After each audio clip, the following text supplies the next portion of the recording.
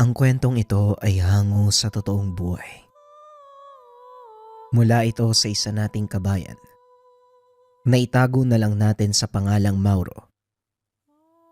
Walang eksaktong taon, probinsya ng Cebu. Bilisan mo, Mauro. Umalis na kayo dito. Hindi dapat kayo abutan ng mga kalaban. Kailangan mong mailayo ang sandata bago pa sila dumating. Paano po kayo, Mang Escobar? Hindi ko kayo pwedeng iwanan dito. Sugatan na ako. Magiging pabigat kung sakaling sasama pa ako sa pagtakas. Haharangin ko sila. Sige na, umalis ka na. Hindi, Manong. Sasama kayo sa akin. Kung may nararapat na makaligtas sa lugar na ito, kayo ang tao na yon dahil kailangan pa kayo ng samahan. Naituro ko na sa iyo ang lahat. Sigurado kung kaya mo ng pamunuan ng ating mga kasama. Malaki din ang tiwala nila sa iyo, Mauro. Kaya wag mo silang bibiguin. Dalin mo ang sandatang ito at ingatan. Wag mong ihiwalay sa katawan mo ang kadenang ito. Pero Manong, Wag nang matigas ang ulo, Mauro. Sige na, ako nang bahala sa mga kalaban. Itinulak ng matanda si Mauro papunta sa bangin. Dahilan para gumulong ito papunta sa ilog sa bandang ibaba. Mabilis na inanod na malakas na agos, kaya hindi na nagawa pang sumigaw ng nooy 15 taong gulang na binata. Itinali nito sa kamay ang ibinigay na kadena upang hindi na mabitawan. Dahil sa malakas na agos ng tubig, tumama ang ulo niya sa bato. Tuluyang nawalan ng malay. Nagising ang binatang nakasampa sa pangpang habang napapalibutan ng maraming tao. Iho, ayos ka lang ba? Anong nangyari sa'yo? Tanong ng isang matanda. ayos lang ho. Rico, yung binti ko. Tugon ni Mauro. Nabali ang binti nito. Punong-puno ng pasa ang katawan. Huwag ka munang kumilos. Mukhang nabali ang binti mo. Sandali lang. Antayin muna natin ang mga kalalakihang kumuha ng tuya para madala ka sa paggamutan. Muling wika ng matanda. Ginamot ang paa ni Mauro sa paggamutan. Ngunit nang tanungin ito ng kanyang pangalan, hindi niya ito maalala. Pasensya na po kayo pero hindi ko maalala ang pangalan ko eh. Wika ng binata. May nakuha kaming kadena na nakatali sa kamay mo. Ano ba ang bagay na yon? Tanong ng matanda. Biglang nakaramdam ng matinding sakit ng ulo ang binata. Nanumbalik ng bahagya ang alaala nito. Nasaan ang kadena? Saan niyo nilagay ang kadena? Tanong nito. Akmang bababa na ng higaan, kaya hinawakan nito ng matanda. Sandali lang, iho. Huwag ka munang kumilos. Matatanggal ang swero mo. Magpahinga ka muna. Huwag kang mag-alala. Nasa ligtas na kamay ang mga gamit mo. Magpagaling ka muna. Wika ni Mang Enaro. Ilang araw na natili sa ospital ang binata. Pinayagan din ito ng mga doktor na lumabas dahil mabilis lang naghilom ang kanyang mga sugat. Saan ka ba uuwi? Sinong susundo sa'yo? Tanong ng doktor. Hindi ko po alam kung saan ako pupunta eh. Siguro maghahanap na lang ako ng matutulugan sa tabi-tabi. Eto nga palang mga gamit mo. Nagtataka ako kung bakit may kadena kang dala. Hindi ko pa rin po maalala. Pero may kung anong nagsasabi sa akin. Mahalaga ang bagay na to. Siguro, malalaman ko na lang kapag tuluyan ang bumalik ang alaala ko. Maupo ka nga muna dyan, iho. May kukunin lang ako sa ospital. Muling wika ng doktor. Naupo ang binata sa sulok habang inaantay ang pagbabalik nito. Bigla namang dumating si Mang Enaro. Nakabangon ka na pala. Handa ka na bang umuwi? Nagulat si Mauro sa tanong ng matanda. Umuwi. Saan ho tayo uwi? Sa bahay. Doon ka muna pansamantala. Nga pala, nakita ko ang kaperasong tela sa mga gamit mo. May nakasulat na pangalan eh. Mauro. Simula ngayon, yan na muna ang itatawag ko sa'yo. Hanggang sa maalala mo ang pangalan mo. Wala pong problema, Manong. Pero ang tanong, bakit niyo ba ako tinutulungan? Ni hindi niyo nga ako kakilala eh. Hindi naman kailangang kilala mo ang tutulungan mo. O siya, halika na. Baka gabihin pa tayo. Sandali lang po, inaantay ko po yung doktor eh. May kukunin lang daw po sa opisina. Wika ng binata. Maya-maya ay dumating na ang doktor. May dalang malaking supot na tila punong-puno ng damit. Mga kagamitan, naipon namin nung nakaraan mula sa kabilang bayan. Eto kunin mo. Sakto, puro pang lalaki mga yan. Napangiti si Mauro. Nagpasalamat sa kabaitan ng doktor. Hindi lubos akalain ng binata. Makakakilala siya ng mga ganitong uri ng tao. Pagdating sa tahanan ni Mang Enaro, kagad silang sinalubong ng isang dalaga. Siya po ba'y sinasabi mo, Tay? Ang bata pa pala. Ano bang nangyari sa'yo? Napadpad ka sa ilog? Hindi niya maalala kung anong nangyari. Kaya hayaan mo na muna siya, anak. Nga pala, simula ngayon, Mauro ang itatawag natin sa kanya. Hindi ko pa alam ang totoo niyang pangalan eh. Nakita ko lang yun sa kapiraso eh. Nakasulat yung pangalan. Ganun ho ba? Pasensya ka na, Mauro ha. Nga pala, ako si Ate Ella mo. Tara, sasamahan kita sa magiging kwarto mo. Kagad namang sumunod si Mauro. Hindi naman ganun kalaki ang tahanan ni Mang Enaro. Gawa sa kahoy ang bahay at ang bubong ay gawa sa kugon. Maraming salamat, Ate Ella. Napakabait niyo ni Mang Enaro. Tinutulungan niyo ako kahit hindi niyo ako kaano-ano. Ganun kasi talaga si Tatay Mauro eh. Matulungin. Kaya nga siya yung nanalo bilang kapitan ng barangay. Pero ang nakakapagtaka, bakit ba may nakataling kadena sa braso mo? Ano ba yan? Hindi ba pwedeng tanggalin? Hindi ko rin maalala kung para saan ang kadenang to. Pero ang alam ko, hindi to dapat mawala sa paningin ko. Wika ni Mauro. Matapos ang pag-uusap, iniwan na ito ng dalaga upang makapagpahinga. Kinabukasan, maagang nagising ang binata. Iika-ikang lumabas ng silid. Sinalubong naman ito ni Mang Enaro, dala-dala ang isang saklay na gawa sa kahoy. Mabuti na lang naitabi ko ang saklay na ito. Minsan na kasi kong napilayan eh. O sige, subukan mo kung sakto sa'yo ang taas. Sakto lang naman, Manong. Marami pong salamat ha. Nga pala, ano po bang maitutulong ko dito? Ayoko kasing nagkukulong lang sa kwarto eh. Sa susunod mo na pag-isipan ang bagay na yan. Sa ngayon, kailangan mong pagalingin ang pilay mo. Ako na ang bahala sa mga gawaing bahay. At isa pa, nandiyan naman ang Ate Ella mo para alalayan ka. Wika ni Mang Enaro. Makalipas ang ilang buwan. Tuluyang gumaling ang binti ni Mang Mauro. Malaki ang naitutulong niya sa matanda. Mahusay sa gawaing bukid ang binata.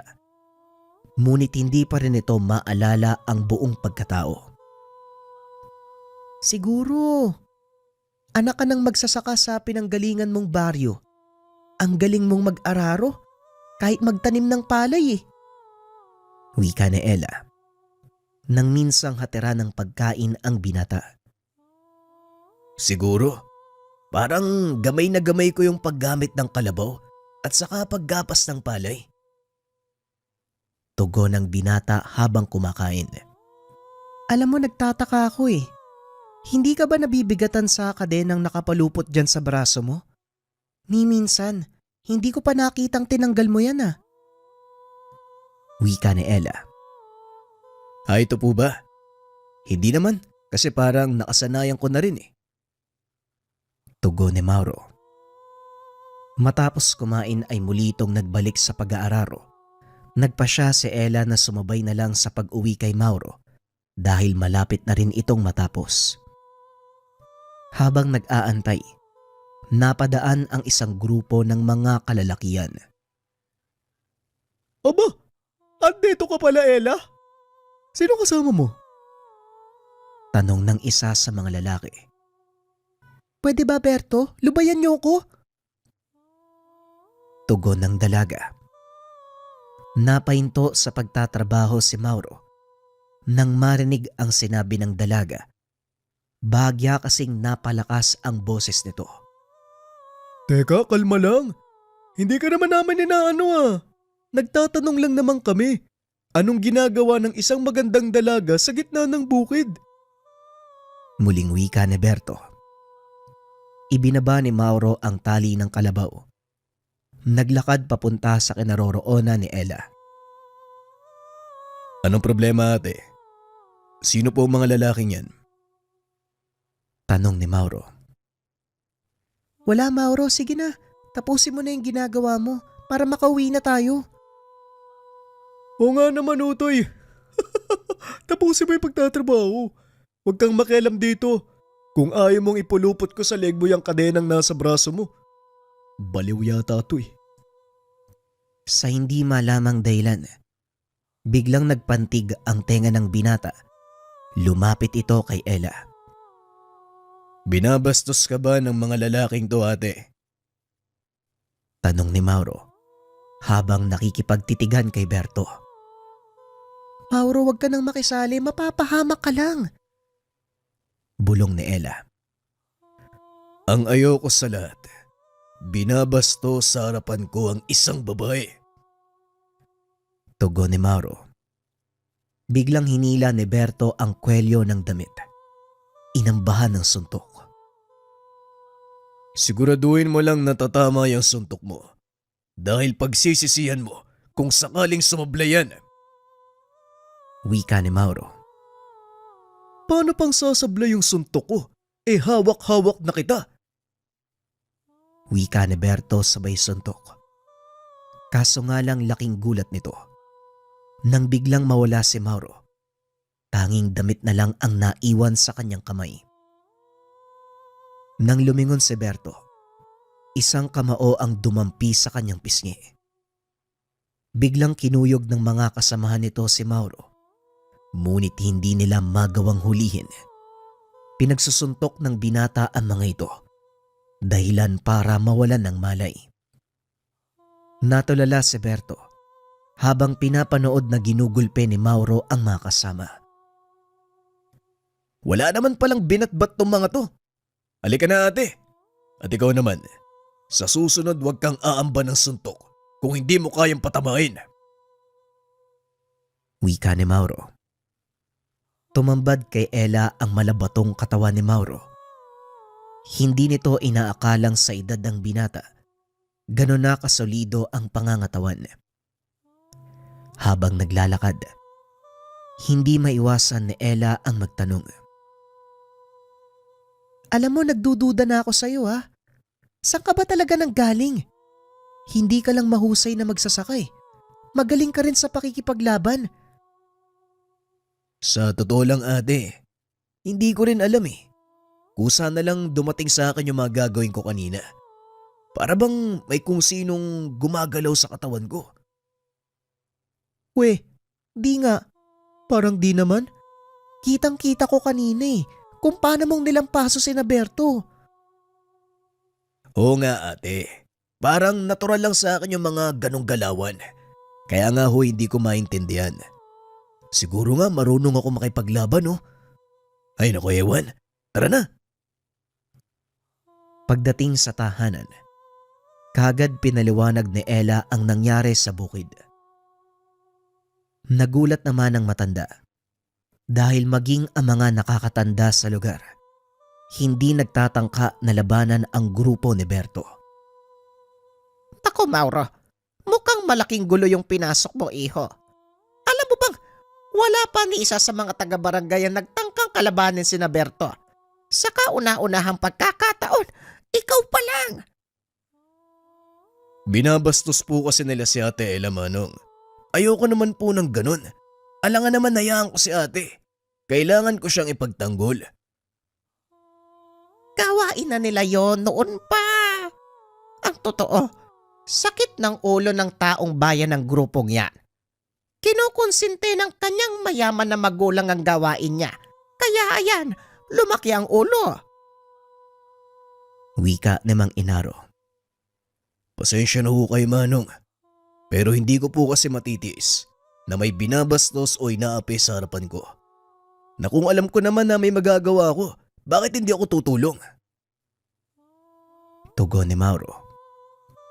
Inakala ng matanda na yun na ang huling insidenteng kakasangkutan ng binata.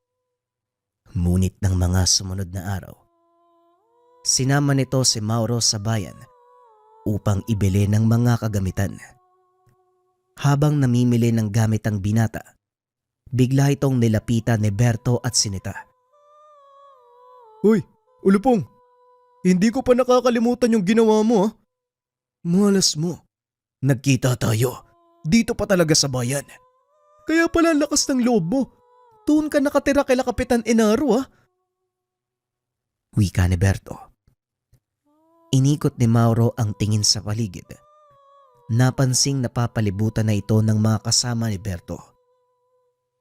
Hindi naman lumapit si Mang Enaro dahil gusto niyang makita kung ano ang kayang gawin ni Mauro. Hoy, ikaw pala, kumusta? Hindi ka pa ba nakontento sa nangyari dun sa bukid?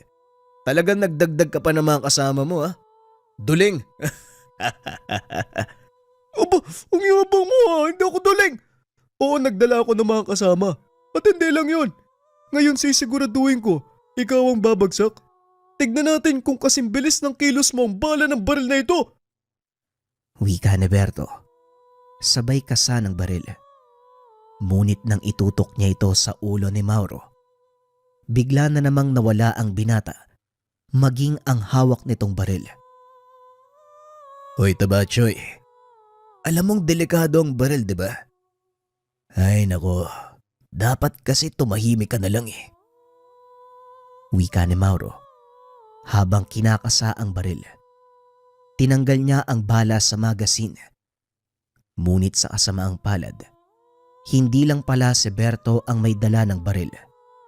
Inilabas ng mga kasama nito ang dalang sandata dahilan para magtakbuhan ang mga mamimili. Naiwan na lang si Mang Enaro at Mauro.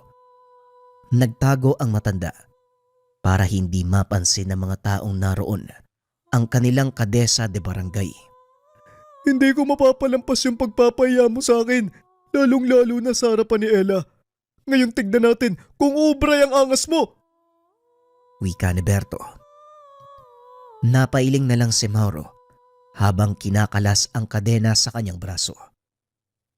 Ay nako, hindi ka na talaga nadala. Pangalawang beses na to, ha? Kaya binabalaan kita, itigil mo na to hanggat may oras ka pa. Wika ni Mauro. Sabay wasiwas sa hawak na kadena. Pumulupot sa paa ng isa sa mga kasama ni Berto ang kadena. Hinila ito ni Mauro dahilan para mawala sa balanse at makalabit ang gatilyo. Tinamaan ang ilan sa mga kasama nito, kaya naman mas lalong nagkagulo. Kinuha ni Mauro ang pagkakataon para isa-isang patulugin ang mga kalaban gamit ang kanyang hawak na kadena hanggang si Berto na lamang ang naiwang nakatayo. Muling winasiwas ni Mauro ang kadena. Pinulupot ito sa katawan ni Berto sabay hila palapit. Binalaan na kita. Sa pangalawang pagkakataon kapag naulit pa ito, hindi ko alam kung mabubuhay ka pa. Wika ni Mauro. Sabay bitaw kay Berto. Dali-dali naman itong kumaripas ng takbo. Kasunod ang kanyang mga tauhan. Pambihira. Totoo nga ang sinabi ni Ella. Magaling ka ngang makipaglaro. laban. Saan mo natutunan yan, Mauro? Pero teka, halika na, umalis na tayo dito. Baka dumating ang kapulisan. Ayoko ng sakit ng ulo eh. Wika ng kapitan. Dali-daling umuwi ang dalawa. Pagdating sa tahanan, biglang nakaramdam ng matinding sakit ng ulo ang binata. Napapasigaw ito at habang nangyayari yun, bumabalik sa isipan ang lahat ng kaganapan. Ayos ka lang ba, Mauro? Namumutla ka oh. Daling kaya natin siya kay Doc Leo. O sige, sandali lang. Ilalagay ko lang sa kusina tong pinamili ko. Wika ni Mang Enaro. Ngunit pinigilan ito ni Mauro. Hindi na po kailangan, Manong. Ayos lang ho ako. Napagod lang siguro ko kanina sa pakikipagbakbakan doon sa bayan. Wika ni Mauro. Naupo ito sa sala at dali-dali namang kumuha ng tubig sa Ella.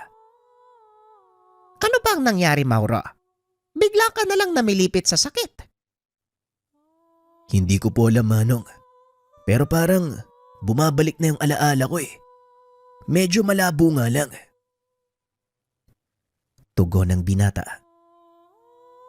Habang sumasakit ang ulo nito, nakikita ni Mauro ang sarili sa gitna ng gubat.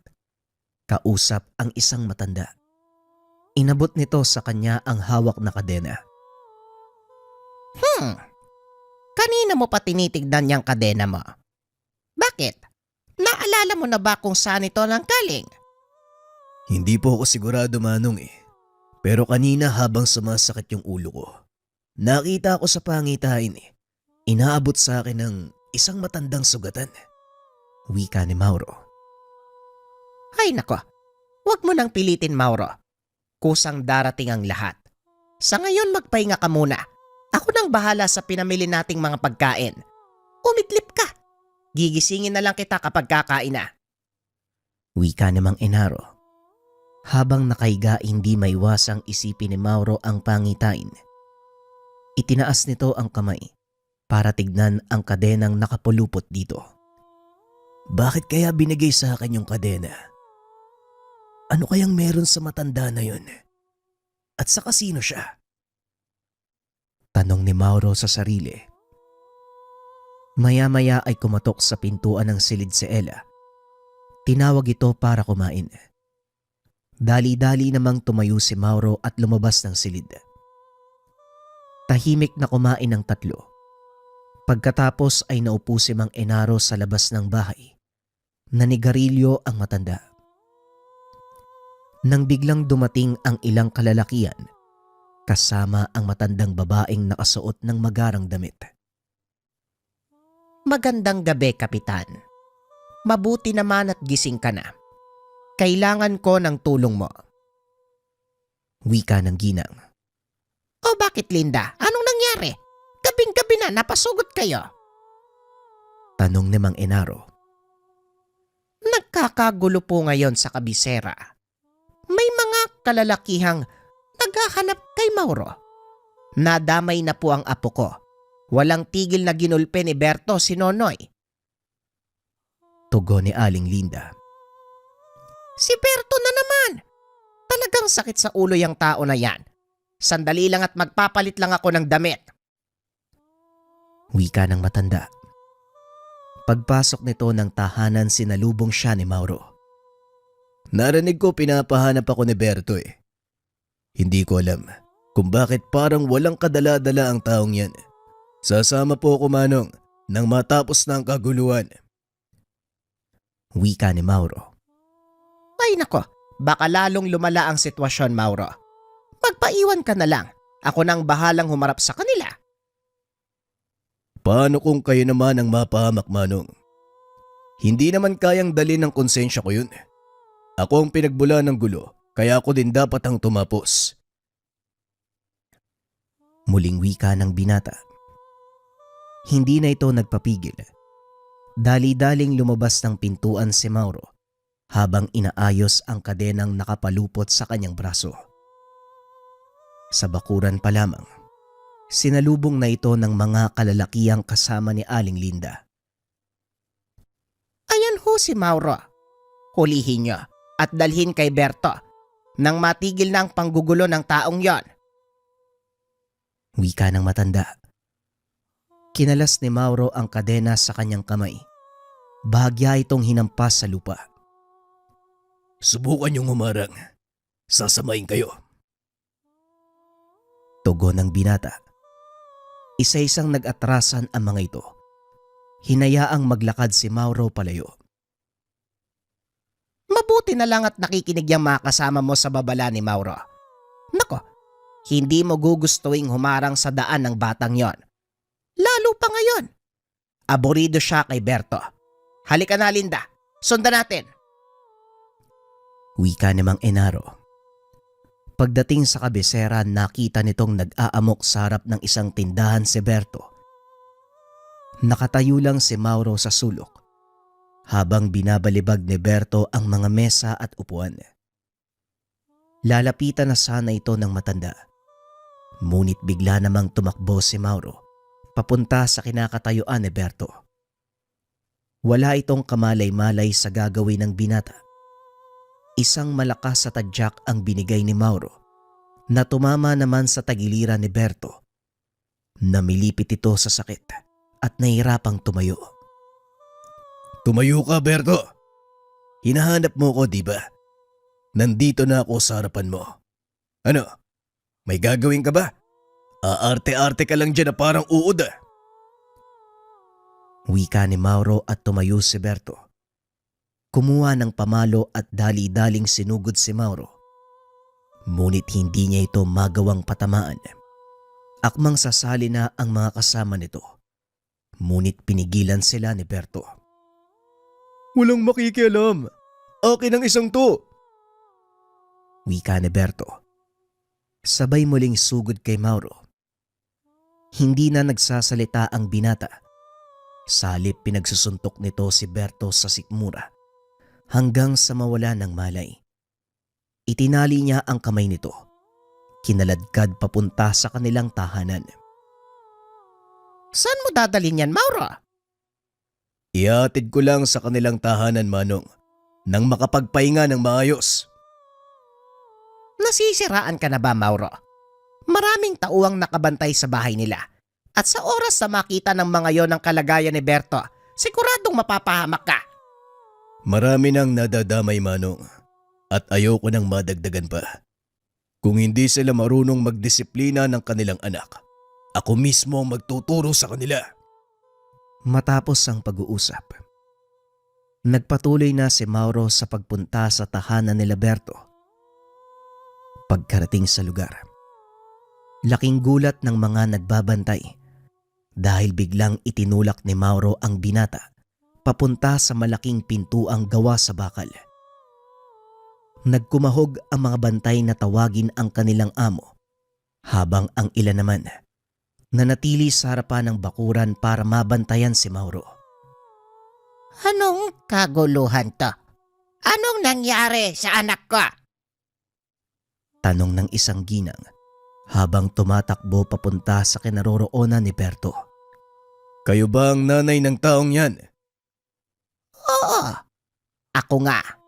At sino ka naman? Sino ang may gawa nito sa kanya? Tanong ng matandang babae. Ako si Mauro at ako din ang gumulpe sa damulag mong anak na walang ginawa kung hindi manggulo sa bayan. Ngayon kung hindi mo siya… Tama na, Maura. Ipagpauman ninyo, Ginang Lourdes. Hindi na mauulit ang pangyayaring ito. Hindi na naituloy ni Mauro ang sasabihin dahil bigla itong inawat ng matanda. Kapitan Enaro, kaano-ano mo ang binatang ito? Siya ho si Mauro, pamangking ko. Pasensya na po uli, Ginang Lourdes. Hindi na ho mauulit. Wika ni Mang Enaro. Nakatitig lang si Mauro sa matanda. Nagtataka kung bakit humingi ito ng kapatawaran. Gayong si Berto ang nagsimula ng gulo. Manong, bakit humingi ka ng tawad? Si Berto ang nagsimula ng gulo, hindi tayo. Makinig ka na lang sa akin, Mauro. Hindi mo gugustuhin kalabanin ng babaeng yan. Bakit, Manong? Anong kinakatakutan mo? Yung mga tauhan niya? Hindi lang yon, Mauro. Kilalang mambabarang sa lugar na ito si Aling Lourdes. Kaya walang sino man sa bayan ang nangangahas na kalabanin si Berto. Wika ni Mang Enaro. Ngunit ayaw magpaawat ni Mauro sa kabila ng narinig nito tungkol sa mag-ina. Mambabarang, wala akong pakialam, Manong. Sila ang may mali. Kahit ano pang katayuan nila o kahit sino sila, kailangan nilang panagutan ng bagay na yun. Pabulong na nag-uusap ang mga ito. Abala si Aling Lourdes sa pag-asikaso sa kanyang anak. Maya-maya pa ay tumayo ito at lumapit sa dalawa. Sa ngayon, papalampasin ko ang ginawa mo. Pero sa oras na maulit, hindi lang ikaw ang... Hindi na ituloy ni Aling Lourdes ang sasabihin dahil biglang kinalas ni Mauro ang kadena sa kanyang braso. Ano, Manang? Ituloy mo. Ang ayoko sa lahat yung tinatakot ako at pinagbabantaan ng mga taong malapit sa akin. Mambabarang ka, hindi ba? Yon ang kumakalat na balita dito sa bayan. Pwes, wala akong pake. Wika ni Mang Mauro. Nanlaki ang mga mata ni Mang Enaro dahil nakita nitong unti-unting nagbabaga ang kadenang hawak ng binata. Maging si Aling Lourdes, napaatras nang mapansin ito. Umalis na kayo dito, Kapitan. Pakiusap, alisin mo dito ang binatang yan. Wika ni Aling Lourdes. Dali-daling hinila ni Mang Enaro ang binata. Nang makalayo na sila sa lugar, bigla na namang nakaramdam ng matinding pananakit ng ulo si Mauro. Aray, ang sakit ng ulo ko.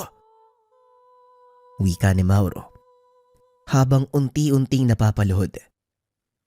Inalalayan ito ni Mang Enaro. Ngunit hindi na kayanan ni Mang Mauro ang sobrang sakit. Nawalan ito ng malay. Dinala ni Mang Enaro ang binata sa ospital upang matignan. Sa isip nito, baka lumala ang pinsalang natamo ng binata sa kanyang ulo. Wala naman akong nakitang problema sa ulo ni Mauro. Siguro napagod lang siya ng husto, kaya ganun. Isang bagay pa ho, Doc. Napanggit din sa amin ni Mauro na sa tuwing sasakit ang ulo niya may naaalala siya.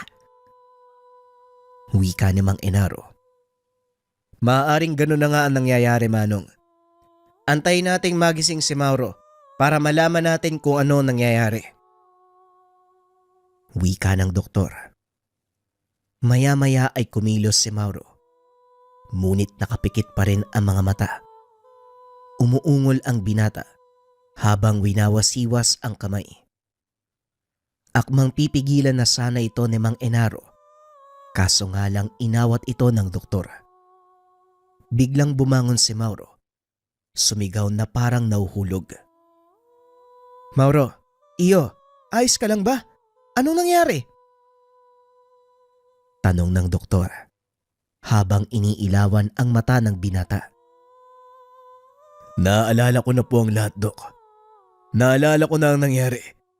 Nasa gitna kami ng pagtakas mula sa humahabol sa amin. Kaming dalawa ni Mang Escobar. Wika ni Mauro. Mang Escobar? Sino naman ang taong yon? Siya po ang guru ko. Hinahabol kami ng isang samahan ng mga Bertudes, pati na rin ng mambabarang. Gusto nilang makuha ang kadenang ito. Tugon ni Mauro. Natawa ang doktor sa sinabi ng binata dahil hindi naman ito naniniwala sa mga Bertudes, maging sa mambabarang. Teka, Bertudes at mambabarang. Mauro, sigurado ka ba sa sinasabi mo? Tanong ng doktor. Opo, sigurado ko, Dok. Ang totoong pangalan ko ay Mauro. Tama po kayo, Mang Enaro. Pangalan ko nga ang nakita nyo. Alam kong hindi kayo maniniwala, pero ang kadenang hawak ko ay isang uri ng malakas sa sandata. Tugon ni Mauro. Biglang bumalik sa isipan ni Mang Enaro ang tagpo sa tahanan nila Aling Lourdes. Mukhang totoo ang sinasabi ni Mauro. Nakita ko kung paanong magbaga ang kadenang hawak niya. Mabuti na lang naawat ko siya ng mga sandaling iyon. Kung hindi, baka kung anong nangyari kay Aling Lourdes. Hindi pa rin ako kumbinsido, Mang Inaro. Alam nyo namang walang sapat na patunay ang sinasabi nyo. Pero kung yan ang nangyari sa'yo, Mauro, mabuti naman at bumalik na ang alaala mo. Pero maaari mo bang sabihin kung saan yan nanggaling? O kung saang bayan ka nanggaling?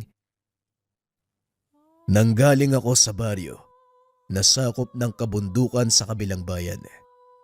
Walang sino man ang nakakapunta doon dahil tago ang pamayanan. Narinig ko na nga ang sinasabi mong baryo. Nagkaroon kami ng misyon sa gawing yun eh. Pero hindi namin mahanap. Mauro, ano ba talaga ang kakayahan ng kadenang yan? Tanong ni Doc Leo. Ayon kay Mang Escobar, may taglay na malakas na kapangyarihan ang kadenang ito. Hinahangad ng mga mambabarang. Hindi ko gaanong naunawaan dahil hindi naman ito naipaliwanag ng guru ko. Kailangan kong bumalik sa baryo namin. Dali-daling tumayo ang binata. Tinanggal ang swero sa braso. Naglakad palabas ng silid. Sandali lang. Alam mo ba kung paanong pumunta sa sinasabi mong baryo? Oo, Manong, alam ko. Alam ko ang daan papunta sa lugar.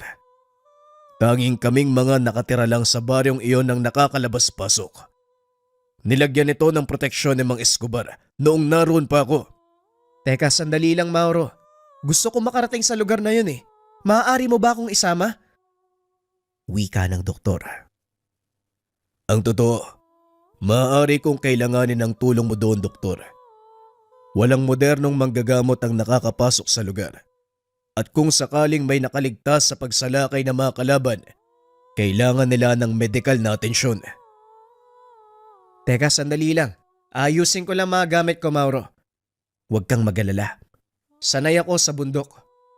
Hindi ako magiging pabigat sa'yo. At nga pala, isasama ko ang kapatid kong militar para may makatuwang tayo sa pagbubuhat. Wika ni Doc Leo. Walang problema, doktor. Magkita na lang tayo sa bahay ni Mang Inaro. Kailangan ko silang kausapin.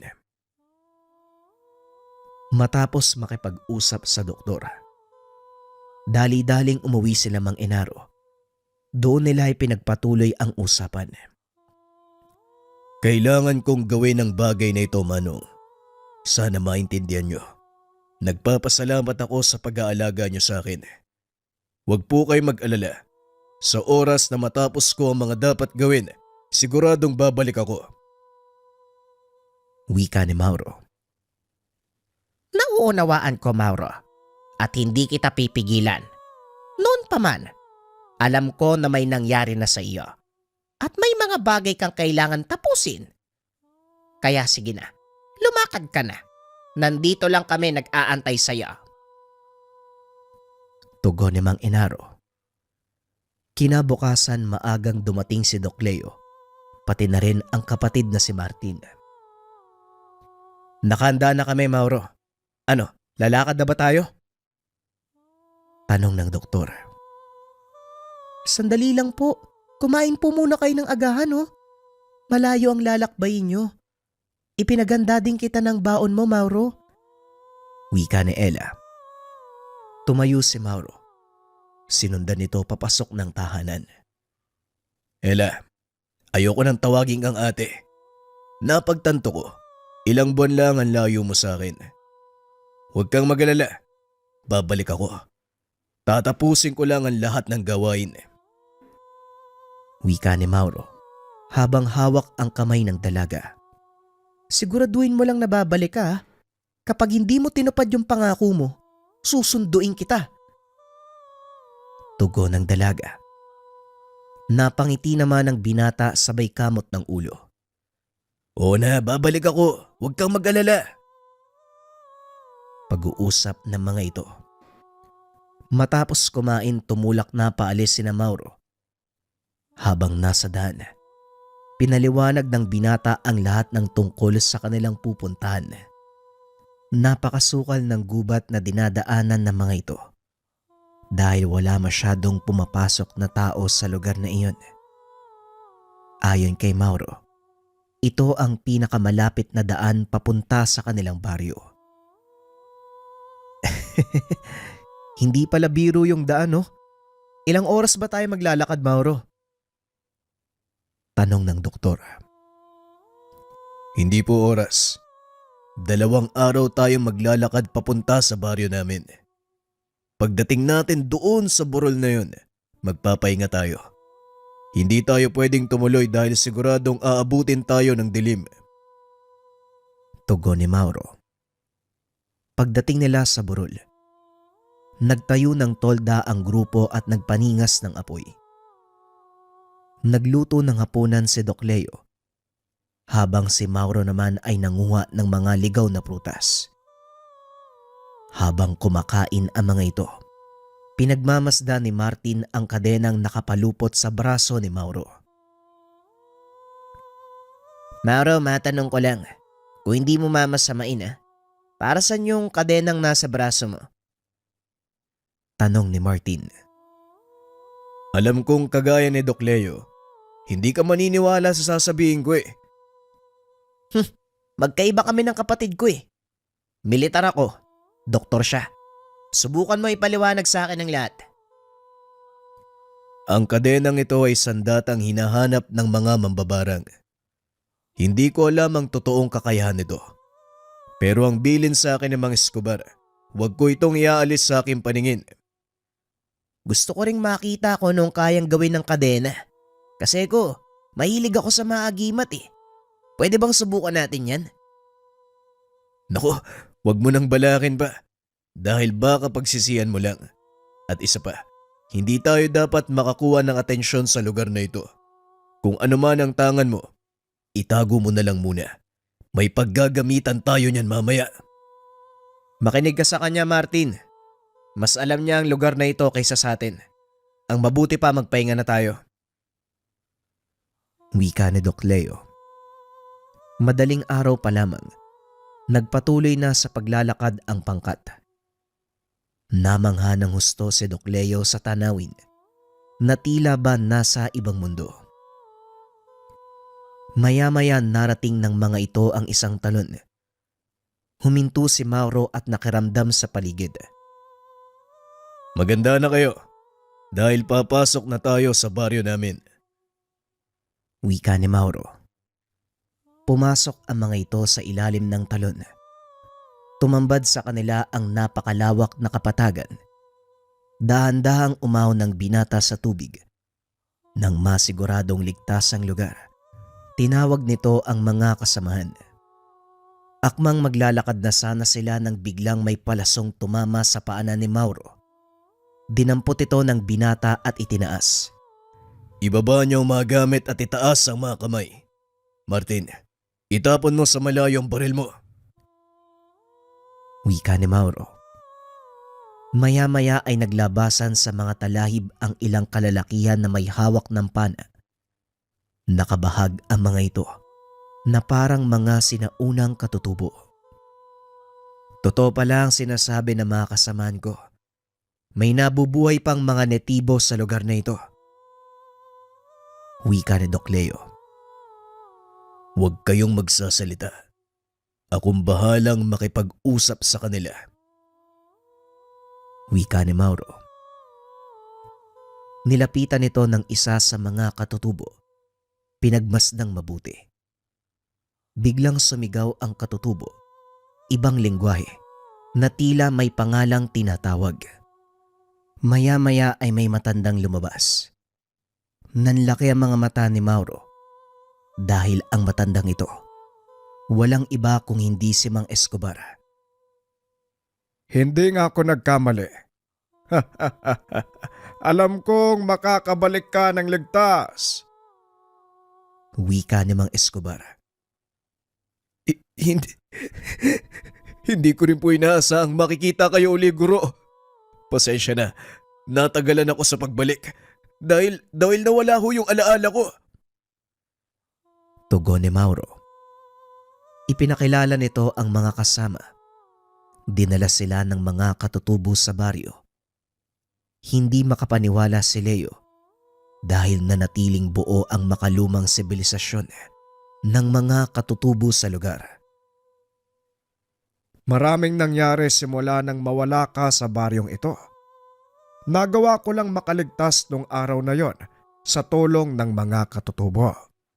Kung hindi dahil sa kanila, malamang hindi mo na ako maabutang buhay.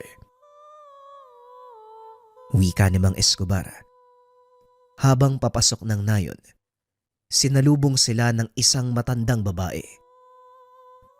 Masaya ko at nakabalik na muli ang sandata ni Apo Adlaw sa totoo niyang tahanan. Halika, marami tayong pag-uusapan. Wika ni Tandang Felisa. Lola Felisa, ikinagagalak ko kayong makilala. Masaya ako't naabutan ko pa kayong buhay. Mabuti na lang. Natagpuan ng mga mangangasong tagbanwa ang maestro mo. Kung hindi, malamang nahuli na ito ng mga kalaban at siguradong hindi na kayo magkikita. Tugon ni Tandang Felisa. Maaari niyo po bang ipaliwanag sa akin ang nangyari? Alam niyo naman ang ugali ni Guro, hindi ba? Hindi nagsasabi yan. Mahabang salaysayin, Maura. Pero nalagay din sa panganibang buhay ng guro mo. Maging masaya na lang tayo. Nakaligtas siya. Habang nakikipag-usap, biglang nakarinig ng malakas na pagsabog ang mga katutubo. Nataranta ang mga ito. Nagsipagtago sila sa lugar. Anong pagsabog na yun? Saan nanggaling? Tanong ni Mauro. Ito ang kinakatakot kong makita mo, Mauro. Hindi na kami nilubayan ng mga kalaban natin. Nasa paligid lang sila. Nag-aantay ng tamang pagkakataon. Ganun po ba? Hayaan mo silang dumating, maestro. Dahil nandito ako at kailangan ng tapusin ang labang to. Tugon ni Mauro. Pinuntahan ng mga katutubo ang pinanggalingan ng pagsabog. Nakita ang mga armadong kalalakian. Nasusunog na ang malawak na damuhan at may ilang katao ding nakahandusay sa lupa. Siguradong alam nila na nandito na ang sandata. Sa pagkakataong ito ay hindi na sila mapipigilan. Haharapin natin sila, maestro. Ito na siguro ang panahon para ipakita sa kanila ang kapangyarihan ng kadenang ito. Tugon ni Mauro. Sabay takbo papunta sa mga kalaban. Nanlaki ang mga mata ni Martin nang makitang biglang nagliyab ang hawak nitong kadena. Nagulat ang mga kalaban nang biglang lumitaw si Mario mula sa kakauyan. Iwinasiwas ni Mauro ang kadena at ang bawat matatamaan nito natutupok. Hindi akalain ng mga ito na mamamalas nila ng tuluyan ang kapangyarihan ng kadena ni Apo Adlaw. Nakita ni Mauro ang ina ni Berto na si Aling Lourdes. Napagtantong kabilang ito sa mga taong naghahangad na makuha ang makapangyarihang sandata. Nagkita tayo muli. Hindi ko inaasahan sa ganitong pagkakataon. Totoo nga ang sinasabi nila. Isa ka sa mga mambabarang na naghahangad ng sandatang ito. Tama ka. Kayang mabuti pa. Isuko mo na ang sandata at huwag mo nang gawing komplikado ang lahat. Walang sino man sa inyo makakakuha ng sandatang ito. Dadaan kayo sa akin bago nyo mahawakan ang kadena ni Apo Adlaw. Wika ni Mauro. Sa pag-uutos ni Aling Lourdes, nagsipagsugod ang mga tauhan. Mag-isang sinalubong ni Mauro ang bugso na mga kalaban. Anong magagawa mong mag-isa? Nagsasayang ka lang ng pagod. Hindi ka mananalo sa mga tauhan ko. Wika ng ginang. Nakipagpalitan ang binata sa mga mandirigmang mambabarang. Tila kinain ng matanda ang kanyang sinabi. Dahil wala ni isa sa mga ito ang magawang makalusot sa kanya. Maging si Aling Lourdes, hindi na pinalampas ng binata. Tuluyang tinapos ang laban sa loob ng ilang minuto. Ang pagkakamali lang nila, masyado silang nagpakampante na hindi magagamit ni Mauro ang sandata. Matagal kong sinanay ang batang yan para sa ganitong pagkakataon dahil siya lang ang may sapat na kakayahan para palabasin ang kapangyarihan ng kadena ni Apo Adlaw. Hindi makapaniwala si Martin at Doc Leo sa mga nasaksiyan. Tila nanonood ang mga ito ng pelikula. Ang pinagkaiba lang, ramdam nila ang bawat bugso at pagsabog. Pambihira, sa buong buhay ko. Ngayon lang ako nakakita ng ganitong hiwaga. Wika ni Doc Leo. Ako din kuya, mabuti na lang nakinig ako sa sinabi mo. Matapos ang kaganapan, nanatili ng ilang araw sa baryo si Mauro. Tinignan ni Doc Leo ang kalagayan ng mga katutubo. Laking gulat nito dahil sa kakulangan ng modernong medisina, nanatiling malusog ang pangangatawan ng mga ito. Kamangha-mangha, malusog ang pangangatawan ng mga katutubo kahit ang mga nakakatanda at bata. Matapos maisagawa ang misyon, nagpaalam si Mauro na babalik sa kabayanan. Hindi naman ito hinadlangan ng maestro. Isa lang ang nais nito para sa binata. Yon ay magkaroon ng simpleng buhay. Ito ang pangarap kong buhay para sa iyo, Mauro. Sige, humayo ka ng payapa sa kabayanan, ngunit sa isang kondisyon. Ano po yan, maestro? Panghawakan mo at ingatan ang kadenang yan. Wala na kaming kakayahang pangalagaan pa ang sandata. Mas makakabuti kung sa kamay ito ng taong biniyayaan ng kapangyarihan ng mga bathala. Maraming salamat po, maestro. Hindi ko po kayo bibiguin. Pag-uusap ng dalawa. Matapos ay nagpaalam na ang mga ito. Minabuti ng doktor at ng kapatid na isikreto ang lokasyon ng baryo upang mapanatili ang kaayusan at ang nakasanayang pamumuhay ng mga nakatira.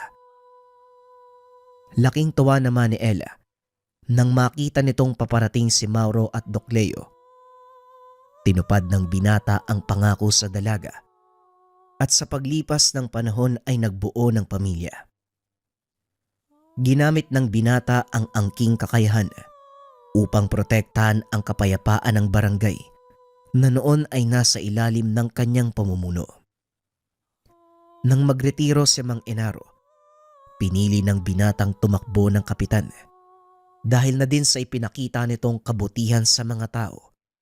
Nanalo ang binata. Minsang naging pugad ng rebelde ang kanilang barangay. Ngunit simula nang malaman nila ang kakayahan ni Mauro, unti-unti silang nag-alisan hanggang sa tuluyang mawala. Si Doc Leo naman ay nilipat ng destino. Maging si Martin ay hindi na muling nakita ng binata. Gayunpaman, pinanindigan ng mga ito ang pangako na walang pagsasabihan ng tungkol sa mga kaganapan.